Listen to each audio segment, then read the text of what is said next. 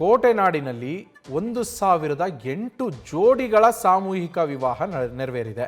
ಸರಳ ಸಾಮೂಹಿಕ ವಿವಾಹಕ್ಕೆ ಚಿತ್ರದುರ್ಗದ ಜನತೆ ಸಾಕ್ಷಿಯಾಗಿದ್ದಾರೆ.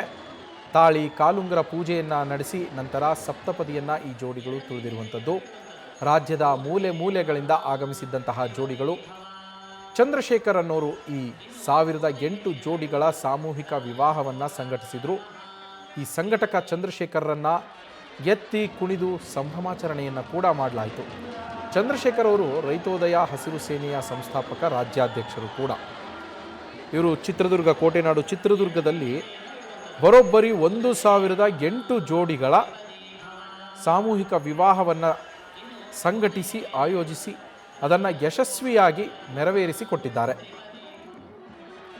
ಶೃಂಗೇರಿ ಶಾರದಾ ಪೀಠದ ಜಗದ್ಗುರುಗಳ ಆಶೀರ್ವಾದದ ಜೊತೆಯಲ್ಲಿ ಈ ಕಾರ್ಯಕ್ರಮ ನೆರವೇರಿರುವಂಥದ್ದು. ಶೃಂಗೇರಿ ಮಠದ ಭಕ್ತರು, ಶೃಂಗೇರಿ ಮಠದ ಶಿಷ್ಯರೇ ಆಗಮಿಸಿ ಈ ವಿವಾಹ ಕಾರ್ಯಕ್ರಮವನ್ನು ನೆರವೇರಿಸಿಕೊಟ್ಟಿದ್ದಾರೆ ಅನ್ನೋ ಮಾಹಿತಿ ಕೂಡ ತಿಳಿದು ಬರ್ತಾ ಇದೆ. ರೈತೋದಯ ಹಸಿರು ಸೇನೆ ಸಂಸ್ಥಾಪಕ ರಾಜ್ಯಾಧ್ಯಕ್ಷರಾದಂತಹ ಚಂದ್ರಶೇಖರ್ ಅವರು ಆಯೋಜಿಸಿದಂತಹ ಸಾಮೂಹಿಕ ವಿವಾಹ ಕಾರ್ಯಕ್ರಮ ಇದು.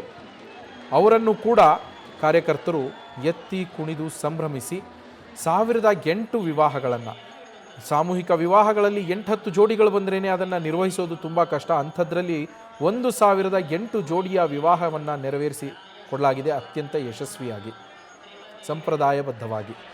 ಇದರಲ್ಲಿ ಒಂದು ಕ್ರಿಶ್ಚಿಯನ್ ಜೋಡಿ ಕೂಡ ಭಾಗಿಯಾಗಿತ್ತು ಅನ್ನೋ ಮಾಹಿತಿ ಸಹ ಇದೆ. ಕ್ರಿಶ್ಚಿಯನ್ ಜೋಡಿ ಸಹ ಇದೇ ಸಾಮೂಹಿಕ ವಿವಾಹ ಕಾರ್ಯಕ್ರಮದಲ್ಲಿ ಭಾಗಿಯಾಗಿ ಅವರು ಕೂಡ ನವಜೀವನಕ್ಕೆ ಕಾಲಿಟ್ಟಿದ್ದಾರೆ. ಅವರ ಪದ್ಧತಿಯಂತೆಯೇ